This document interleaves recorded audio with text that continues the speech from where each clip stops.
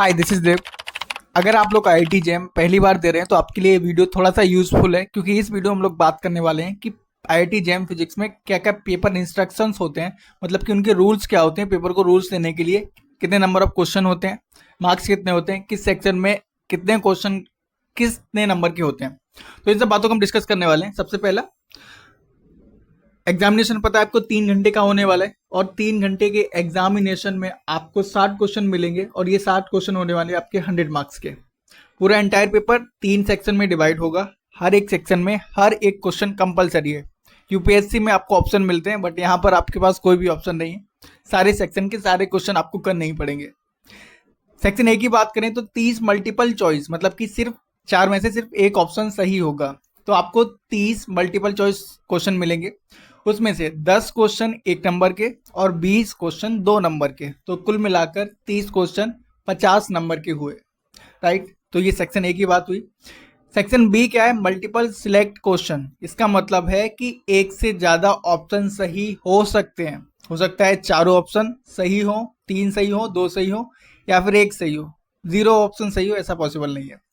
Okay, तो 20 question आपके पास 10 question आपके पास मल्टीपल सिलेक्ट है, और ये 10 क्वेश्चन 20 मार्क्स के हुए। तो टोटल आपको 31 से लेके 40 तक 10 question 20 marks, right. Multiple select याद रखेंगे। अगला, सेक्शन सी की जब बात करें तो फिर ये न्यूमेरिकल आंसर टाइप। इसका मतलब है आपको सिर्फ एक न्यूमेरिक वैल्यू टाइप करनी है, मतलब कोई भी सिलेक्ट करने के लिए कोई ऑप्शन नहीं है। आपको एक कॉलम दिया होगा, आप वहां जाके एक वैल्यू को सिलेक्ट करना है, न्यूमेरिक टाइप को। ये क्वेश्चन 41 से लेके 60 तक होंगे। तो सेक्शन ए हमारा 50 नंबर का, सेक्शन बी 20 नंबर का, और सेक्शन सी हमारा 30 नंबर का। इनमें से 41 से लेके 50 तक हर एक क्वेश्चन 1 नंबर का, 51 से 60 तक हर एक क्वेश्चन 2 नंबर का। तो टोटल 20 क्वेश्चन 30 मार्क्स, राइट। अब नेगेटिव मार्किंग की बात करें तो सेक्शन ए में जो 1 नंबर के क्वेश्चन है, मतलब कि 1 से लेके 10 तक, उनके लिए 1/3 नेगेटिव। मतलब कि अगर आपने 1 नंबर का क्वेश्चन है उसको गलत कर दिया तो आपका -1/3 हो जाएगा। और जो 2 नंबर के क्वेश्चन है, अगर आपने उसको गलत कर दिया तो आपका -2/3 हो जाएगा। तो ये नेगेटिव मार्किंग की स्कीम है। सेक्शन बी में कोई भी नेगेटिव मार्किंग नहीं है, प्लस पार्शियल मार्किंग भी नहीं है। पार्शियल मार्किंग का मतलब क्या हुआ? फॉर एग्जाम्पल के लिए किसी क्वेश्चन के 3 ऑप्शन सही हैं, आपने 2 सही वाले सिलेक्ट किए और एक गलत वाला, मतलब जो 4 में से 3 सही है और एक गलत है, तो आपने जो गलत वाला एक ऑप्शन सिलेक्ट कर दिया तो वो आपका गलत हो जाएगा। या फिर 3 में से आपने सिर्फ 2 सही वाले सिलेक्ट किए और तीसरा नहीं किया, तो भी वो क्वेश्चन आपका गलत ही माना जाएगा। इसका मतलब है जब तक जितने ऑप्शन सही हैं वो सारे सिलेक्ट नहीं करते तब तक आपको पूरे नंबर नहीं मिलेंगे। कोई पार्शियल मार्किंग नहीं है, राइट। एडवांस में शायद जेईई एडवांस में ऐसा होता है कि आपको पार्शियल मार्किंग का ऑप्शन मिलता है। अगर आपका कुछ पार्शियल आपने सही किया है तो पार्शियल मार्क मिलते हैं, बट यहाँ पर नहीं है।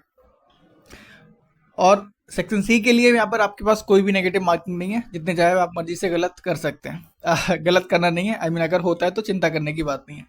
एक साइंटिफिक वर्चुअल कैलकुलेटर आपको स्क्रीन पर दिखेगा, आप इसका मॉक टेस्ट दे सकते हैं। वेबसाइट पर अवेलेबल है, और ऑफिशियल वेबसाइट पे अवेलेबल है। वैसे तो आप लोग हालांकि टेस्ट सीरीज को ज्वाइन करने ही वाले होंगे, बट नहीं तो मैं आपको दिखाता हूँ कैसे आप मॉक टेस्ट दे सकते हैं।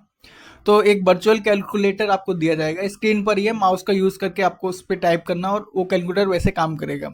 और एक स्क्रिबल पैड, मतलब लिखने के लिए एक पैड दिया जाएगा, पेन अपना लेके जाएंगे और उस पर रफ वर्क करके उसको वहीं सबमिट करना होता है। तो ये थी स्कीम एग्जामिनेशन की। आई होप आप अपनी तैयारी अच्छे से कर रहे होंगे। एग्ज़ाम बहुत ज़्यादा टफ नहीं है।